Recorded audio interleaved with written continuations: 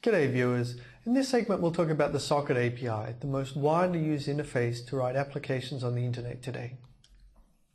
Okay, so this figure is providing you with some context to remind you where we're at. We have applications attached to hosts which are using the network. The applications using this interface, the network application interface, to talk over the network. And this interface is really defining how applications can use the network. The purpose of using this API, of course, is to let apps talk to other apps. So that's what apps want to do. They just do this via the local host. And this API should allow them to do this while hiding all of the details of what goes on in the network here, in this cloud, which might be an ISP, for instance. How many routers there are and so forth in that cloud really shouldn't matter to the applications. They just want to talk across the network. So before we dive into the details, here's a motivating application, a simple client-server setup. So on the left here we have a client which is sending this request over the network to a server. The client is actually really a client app or a program running on the host, the client host. And when I say server, I also mean the server app that's running on this host here, which is acting as a server. The server app will receive the request and respond with a reply. This reply could be anything, it depends on our application. The reply will go back to the client app that's running on the client host. This might be a web page, for instance. This is a very simple pattern. However, it's a very important pattern because it's the basis of many different applications which are used on the internet today. For instance, if you just consider file transfer, essentially the request is the name of the file. It's sent from the client to the server, and the server app then returns the contents of the file. That's a much longer reply. If we just consider the web browsing case, the request that you're sending is a URL. So you're sending the name of a particular page you would like. And then the response from the server, the reply from the server, is the contents of that web page. And yet another example is simply the simple echo program, where the client is sending a message and the server is echoing it back. This is very useful for test functionality. Well, this is a key application pattern, even though it's fairly simple. Let's see how you would write it. Okay, to write it, we need some concrete API by which the applications running on a host can interact with the network, and that is the Socket API. It's providing us with a fairly simple abstraction that will let us use the network. And as I said before, sockets, that's the API which you use for essentially all internet applications. So this is the one we really want to look at. Sockets were devised long ago. They were part of some of the early Berkeley Unix releases around about 1983.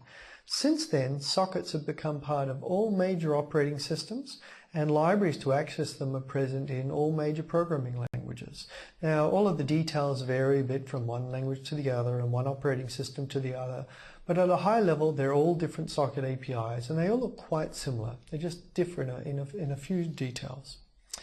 Now, there are two different kinds of network service that the Socket API provides. And the one we're going to look at is called streams. This is a byte stream, and it allows one application to reliably send a stream of bytes to the other application, and vice versa. That's all we'll really use to make our client-server example. There is another kind of network service that's called datagrams, where an application can unreliably send a message to another application. We'll look at this much later in the course, and you can ignore it for now. Okay, so here's one more slightly deeper view of sockets. Now, we've said, so here's the app, and it's running on a host. Here is the Socket API is across here. That's the API between the applications and the network. Sockets use a data structure that are called, unsurprisingly, a socket, to let an application attach to the network. So there's one socket that application's using. An application needs at least one socket, maybe more. And here's another socket that the other application here is using. Sockets also have numbers, what's called a port number. This provides a form of addressing. You can see on the left we have port number 1 on the left socket. The right socket is known as port number 2. These port numbers provide a form of addressing, and that's what allows us to multiplex multiple different applications on the single host because we can distinguish between them. And here, finally, is the API. This table really shows you all of the main API calls that are used for sockets. So let's see what they are. Well, the top one here, this socket call, is what's used to create the socket structure itself, and that helps you create a new communication endpoint that an application can then use to access the network. Okay, what about the rest? Well, there is a send call. That is what an application uses along with its socket structure to send information, actually to send bytes reliably to an application elsewhere across the network. Okay, and you won't be surprised to learn that there's also a receive call. And this is a call which is used by the application at the other side to receive that information that's come across the network from the application that sent it. So it's probably not surprising to you that we have a send and receive call. What's everything else? Well, all of the other calls have to do with setting up and managing connections. When we're talking about streams, they're really analogous to a telephone call. Before you can simply send information across the network, you need to be able to set up a connection, much like making a telephone call to connect and make sure that there's someone at the other side who's waiting to receive your information. So the connect call here is used by one side to establish a connection to another side. These three calls above it, bind, listen and accept, these are calls that are used on the incoming side to get ready and to accept an incoming call. And finally, the last call in this table is the close call. Well, that's what you use to release a connection and hang up, if you like, when both sides are finished. So let's go into a little bit more detail and see how we would actually use sockets. Now, I'm drawing a time sequence diagram here. We have a vertical line for the client, the first host, on the left-hand side, another vertical line for the server on the right-hand side. Time runs down this page. So let's see what happens over time. Well, actually, the first thing we need is some phase when we connect the two different, the client to the server, they connect. And then the client is going to be able to send a request. And we want the server to respond with a reply. And after all of that, much later on, we can close the connection. Both sides can close the connection and we're done.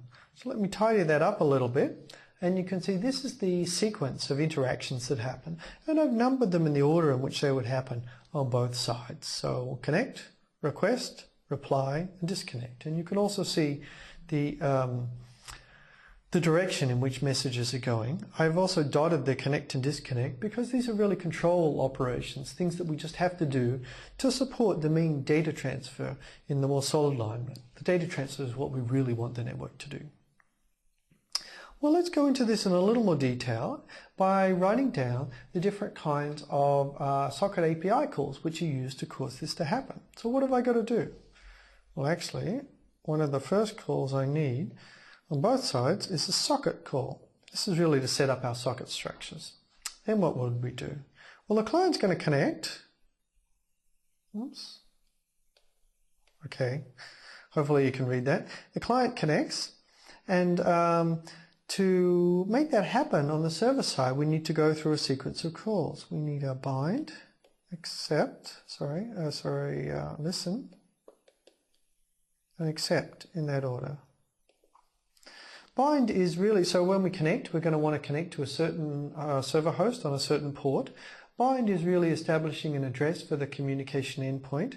And listen and accept then prepare the socket to accept connections from the other side. And accept is the call which actually results in a connection being made from the other side. Once all of that's done, what are we going to do now? Well, we're going to send our message. That will cause this request to go over. That's what we want to send. We'd better call receive on this side to be able to receive it. After the request has gone across, we're going to want to call send on the server to send back a response. What the response is up to all of the code on the server. It could do anything. It could read a file off the disk, for instance, to get the message to send back. But we're ignoring that because we're just focusing on the use of the network API. On the other side, we'll need a receive call, and then much later on, both sides can call close. So this is the sequence of socket calls which are used both the client and the server to cause this interaction to happen. So let me clean this up. Here we are, and you can see what I've done now is I have numbered the calls in the sequence in which they will happen. Okay, so let's go through this. And you'll note that I've also added a star here. Star indicates blocking calls where the program makes the call and the program is then halted by the operating system until something happens and on the network side. And the network operation completes and then the program gets the result and can continue. So here's the sequence of operations. On the left-hand side we call a socket. Okay. On the right-hand side we call a socket, and then we go through the bind, listen and accept. Now interestingly here, accept is labeled number 4, so it looks like we accept the connection before we make it with step 5. That's because accept is a blocking call. Accept tells the network to wait for and accept a connection. So it's just like telling someone maybe to go and sit by the phone and wait for it to ring. Connect, on the other side, is going to be someone making the call which will cause it to ring. Eventually when it causes it to ring, later down here, the program on the server side will continue. Once the server side has picked up the phone with this accept call, what would you do next? Well, if you just picked up the phone, here actually what the program is going to do is it's going to call receive, which is another blocking call. This is really the receiving side simply waiting to receive information. Later, sometime you'll call send. This is after the connectors come back. Then we'll call send. And that will cause this request to go over the network. The receive call, someone is waiting for it. They will then receive it. Now they'll work out what to do and eventually they'll go back and send it. Of course, on the other side, once we called send, your program has sent the information away. It's going to be received by someone on the other side of the network sooner or later. But without waiting for that, you can go ahead and call receive, which now simply tells you on the other side of the network to now stop talking and instead listen and wait for someone on the other end to say something. Eventually you'll receive the message. That's the reply we've all been hoping for. Then you can get that and display your web page or whatever you want to do. And after that, we can then go ahead and close, and we'll close on both sides. So you can see here I've shown the sequence of calls and note which ones are blocking, because that's sort of affecting the order and the timing of the execution in the program. Okay, so this is really using the socket. All that remains is for me to take these two sides and divide them so that we have separate client and server programs. And here is the client side as we just go through that. And you can see the calls as we go down. We start with the socket. Now there's actually something that you hadn't seen before, something called get_addr_info. This is really just some translation mechanism. You might have wanted to connect to a host called www.example.com on port 80, say. This might be a web server. Well, the network calls, the socket calls, don't take these high-level addresses. They take things like IP address numbers, network addresses. So get_addr_info is translating between high-level names and network addresses. So it's doing some of that bookkeeping. Now, and then we have the sequence of calls in the same order, and we go down here and we really go through just all of the steps that I previously outlined to execute the client program, sending the reply, receiving the message, and doing whatever we want with it. So what about the server? Well, the server goes through the same things. It creates a socket. Here's another get_addr_info to really, for the same name, a reason to translate between names and any addresses that are needed. Then we go through the bind, listen and accept calls as before.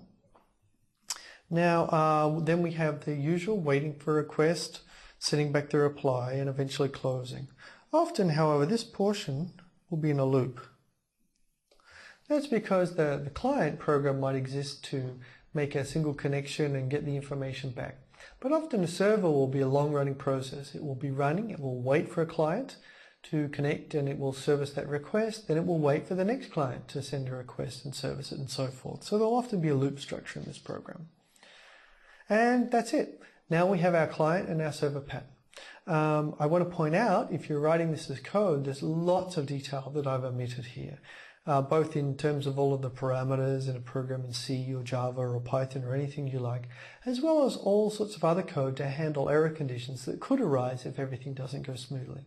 But this is the heart of the program, and you can, by using this pattern, begin exploring your own client-server programs. So now we know something about how to write an application and use the network.